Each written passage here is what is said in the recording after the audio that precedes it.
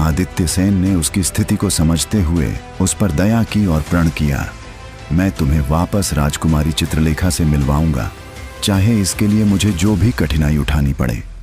राजा आदित्य सेन गुरु अत्रिनाथ के शिष्य थे। गुरु ने उन्हें एक अद्वितीय बुद्धिमान तोता सुमेरु प्रदान किया था, जो न केवल बोल सकता था बल्कि संकट के समय समाधान भी सुझाता था। आदित्य सेन ने सुमेरु को सारी बात बताई। सुमेरु ने विचार करते हुए कहा, महाराज, पहले मुझे भेजिए, मैं वहां के हालात पता करूंगा और फिर आप उचित कदम उठाएंगे।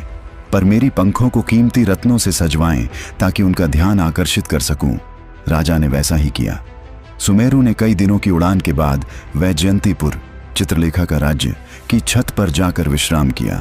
राजकुमारी चित्रलेखा ने जब उस अद्भुत तोते को देखा तो तुरंत मंत्रमुग्ध हो गई। उसने सुमेरु से पूछा, तुम कौन हो और किस लिए यहाँ आए हो, सुंदर पंछी? सुमेरु ने उत्तर दिया, मैं अभिनंदनपुर के राजा आदित्य सेन का संदेश वाहक हूँ। मैं देखने आया कि क्या सचमुच इतनी बुद्धिमान और सुंदर राजकुमारी इस संसार में है या सब मिथ्या है। चित्रलेखा सुमेरु के शब्दों से चकित थी। उसे शक हुआ कि यह कोई साधारण तोता नहीं बल्कि राजकुमार के वेश में आया कोई जादूगर है। उसने उसे पकड़ने का आदेश जारी कर दिया। रणनीति से काम लेते हुए सुमेरु ने उसे अपनी विद्या सिखाने का झांसा दिया। रानी, मेरा नाम सुमेरु तोता है। मैं कोई बहरूपिया नहीं हूँ, बल्कि यही मेरा असली रूप है। अगर तुम मुझे छोड़ दोगी तो मैं तुम्हें भी तंत्र मंत्र की विद्या सिखा सकता हूँ। मैं गुरु अत्रिनाथ का पक्का चेला हूँ। राजकुमारी बोली, अगर ऐसा है तो जल्दी से गुरु अत्रिनाथ के मंत्र को मुझे बताओ, नहीं तो अब भी तुम्हारे पंख नोच डालूंगी।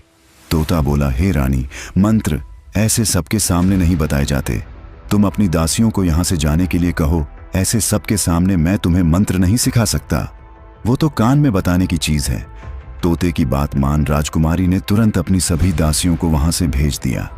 दासियों के जाने के बाद जब राजकुमारी ने मंत्र सुनने के लिए सिर झुकाया, तोते ने उसके गाल पर चोंच मार दी। राजकुमारी चंद्रलेखा चीखती हुई व्याकुल होकर धरती पर गिर पड़ी। जब तक वह कुछ समझ पाती, तोता वहां से उड़कर फिर से खिड़की में जा बैठा। गुस्से में लाल पीली राजकुमारी ने अपनी दासियों को आवाज लगाई और कहा, इस दुष्ट तोते का शिकार करने के लिए जल्दी से बाज को लेकर आओ। जब तक दासियां बाज के पिंजरे को लेकर आई, तब तक तोता वहां से उड़ चुका था।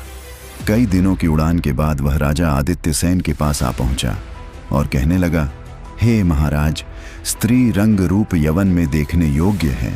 उस राजकुमार की बात बिल्कुल सत्य है।